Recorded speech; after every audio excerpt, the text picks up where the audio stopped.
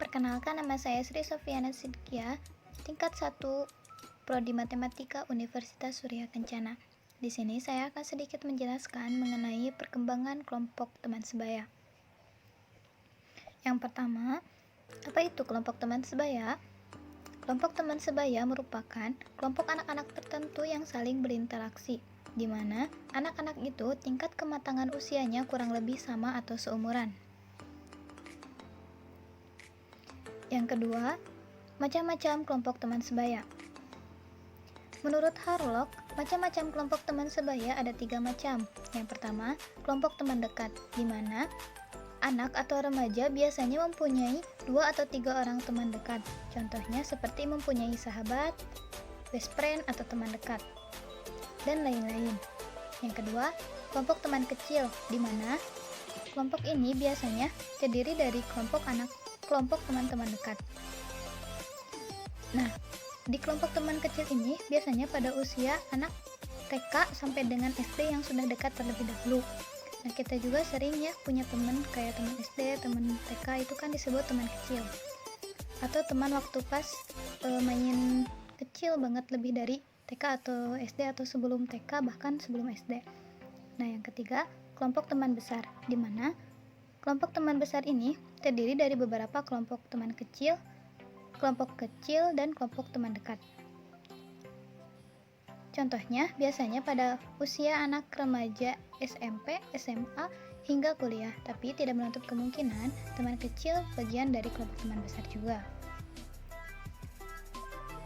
Yang selanjutnya, pengaruh kelompok teman sebaya.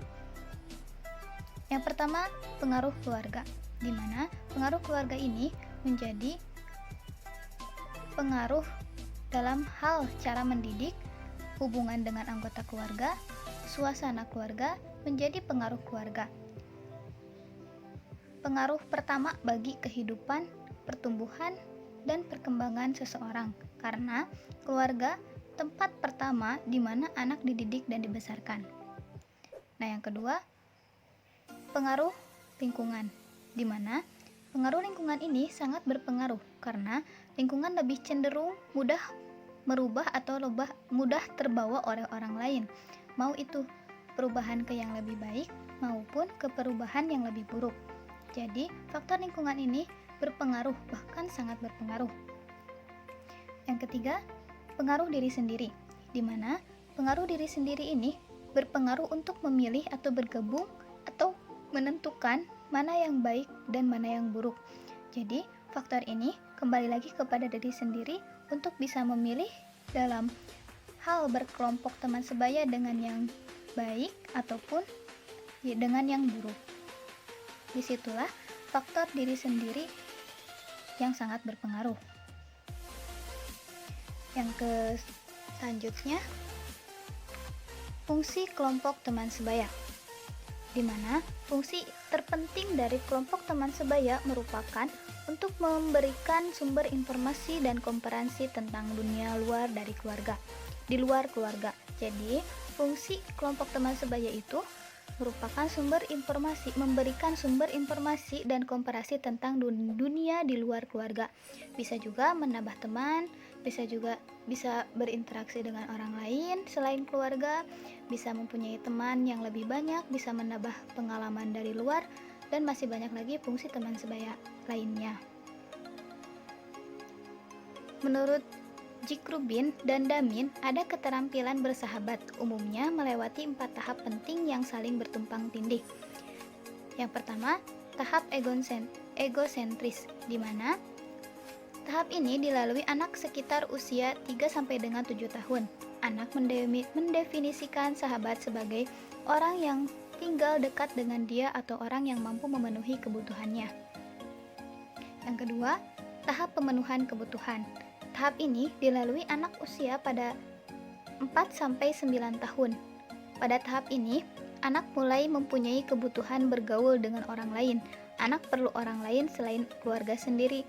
Pada tahap ini, orang tua perlu mendorong dan menolong anak untuk mengembangkan kemampuannya dalam bersahabat. Jadi, pada tahap ini, anak mempunyai kebutuhan bergaul dengan orang lain selain dari keluarganya sendiri. Nah, yang ketiga ada tahap balas jasa, di mana tahap ini dilalui pada anak usia 6-12 tahun, di mana pada tahap ini anak mulai membalas jasanya ketika menolong orang lain, kita harus menolong lagi. Dan ketika ada yang ulang tahun, pasti kita juga memberikan kado dan lain-lain. Pada tahap ini mungkin anak lebih membalas jasa kepada satu sama lain teman dekatnya.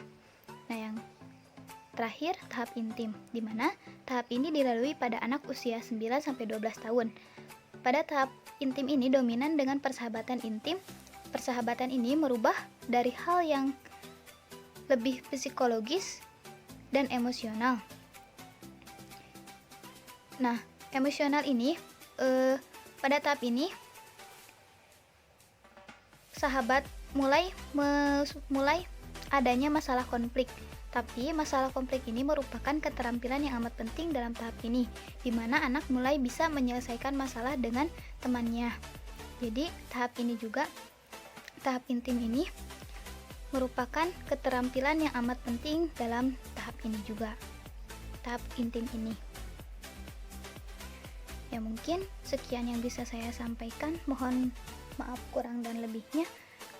Semoga bermanfaat. Wassalamualaikum warahmatullahi wabarakatuh.